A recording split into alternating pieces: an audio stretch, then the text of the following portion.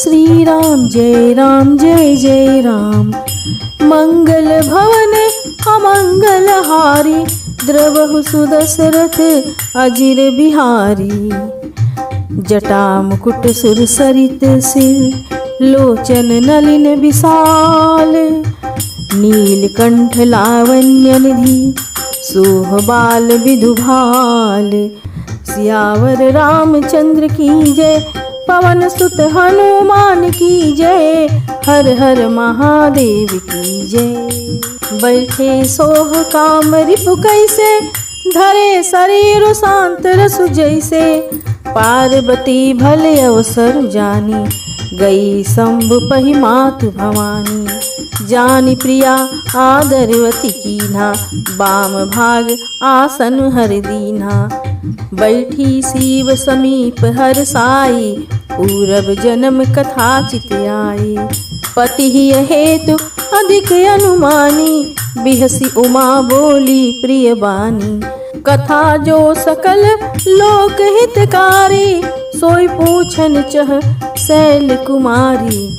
विश्वनाथ मम नाथ पुरारी, त्रिभुवन महिमा विदित तुम्हारी। चर अरु अचर नाग नर देवा, सकल करहि पद पंकज सेवा। श्री राम जय जय राम। मंगल भवन अमंगल हारी, द्रवहु सुदशरथ अजिर बिहारी। प्रभु समरथ सर्वज्ञ शिव, सकल कला गुण धाम। जोग ज्ञान वैराग्य निधि, प्रणत कल्प तरु नाम। सियावर रामचंद्र की जय, पवन सुत हनुमान की जय। हर हर महादेव की जय। जो मुँह पर प्रसन्न सुख राशि, जानिय सत्य मोहि निज दासी। तो प्रभु हरहु मोर अज्ञाना, कही रघुनाथ कथा विधि नाना। जासु भवन सुर तरु तर होई, सही की दरिद्र जनित दुख सोई। शशिभूषण अस हृदय विचारी, हरहु नाथ मम मति भ्रम भारी। प्रभु जे मुनि परमारथ बाधी, कहै राम कहु ब्रह्म अनादि। शेष शारदा वेद पुराना, सकल करहि रघुपति गुण गाना। तुम पुनि राम राम दिन राति, सादर जपहु अनंग अराती। राम सो अवध नृपति सुत सोई, की अज अगुन अलख गति कोई। श्री राम जय जय राम। श्री राम जय जय राम। मंगल भवन अमंगल हारी, द्रवहु सुदशरथ अजिर बिहारी। जौ नृप तनयता ब्रह्म किमि नारी, बिरह मति भोरी। देखी चरित महिमा सुनत, भ्रमति बुद्धि अति मोरी। सियावर रामचंद्र की जय, पवन सुत हनुमान की जय। हर हर महादेव की जय। जौ अनीह व्यापक विभु को, कहु बुझाई नाथ मोहि सो। अज्ञ जानि रिस उर जनि धरहु, जेहि विधि मोह मिटे सोई करहु। मैं बन दीखि राम प्रभुताई, अति भय विकल न तुमहि सुनाई। तदपि मलीन मन बोधु न आवा, सो फल भली भांति हम पावा। अजहु कछु संसौ मन मोरे, करहु कृपा बिनवौ कर जोरे। प्रभु तब मोहि बहु भांति प्रबोधा, नाथ सो समझि करहु जनि क्रोधा। तब कर अस विमोह अब नाही, राम कथा पर रुचि मन माही। कहु पुनीत राम गुण गाथा, भुजगराज भूषण सुरनाथा। दोहा संख्या 106, 107 और 108 का भावार्थ। कामदेव के शत्रु शिव जी वहाँ बैठे हुए ऐसे शोभित हो रहे थे, मानो शांत रस ही शरीर धारण किए बैठा हो। अच्छा मौका जानकर शिव पत्नी माता पार्वती उनके पास गईं। अपनी प्यारी पत्नी जानकर शिव जी ने उनका बहुत आदर सत्कार किया और अपनी बाईं ओर बैठने के लिए आसन दिया। पार्वती जी प्रसन्न होकर शिव जी के पास बैठ गए। उन्हें पिछले जन्म की कथा स्मरण हो आई। स्वामी के हृदय में अपने ऊपर पहले की अपेक्षा अधिक प्रेम समझकर पार्वती जी हंसकर प्रिय वचन बोली। याज्ञवल्क्य जी कहते हैं कि जो कथा सब लोगों का हित करने वाली है उसे ही पार्वती जी पूछना चाहती हैं। पार्वती जी ने कहा, हे संसार के स्वामी, हे मेरे नाथ, त्रिपुरासुर का वध करने वाले हैं, आपकी महिमा तीनों लोकों में विख्यात है।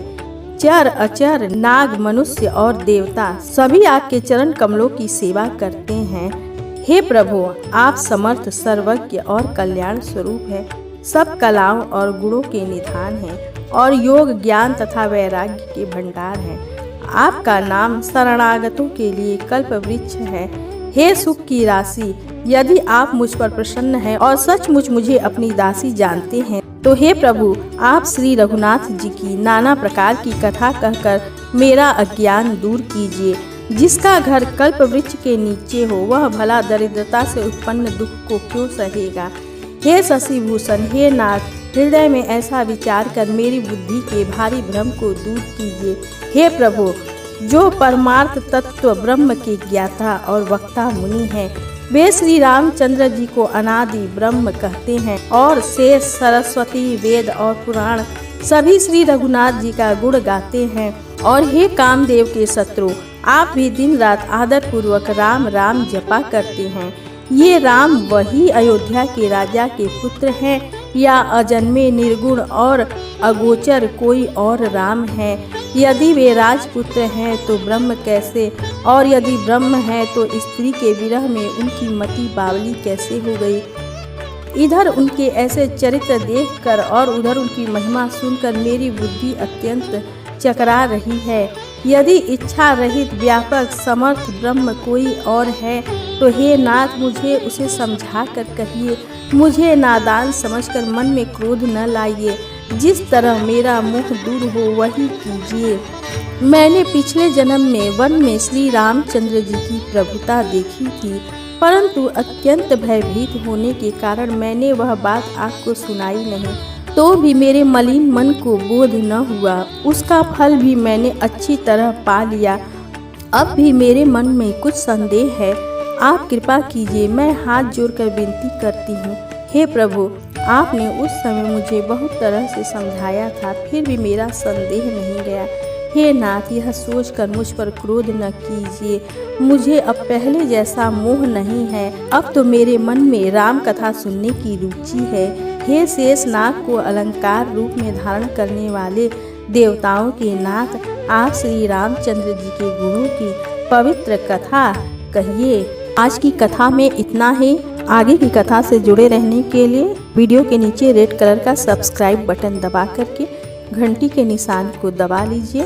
और पिछले रामचरितमानस की कथा के वीडियो का लिंक मैं डिस्क्रिप्शन बॉक्स में डाल दूंगी, आप उसे सुन सकते हैं। दोस्तों, आपसे रिक्वेस्ट है कि वीडियो को लाइक कर दिया करें और कमेंट में जय सिया राम जरूर लिखें। फिर मिलती हूँ अगली श्रृंखला में। जय सिया राम।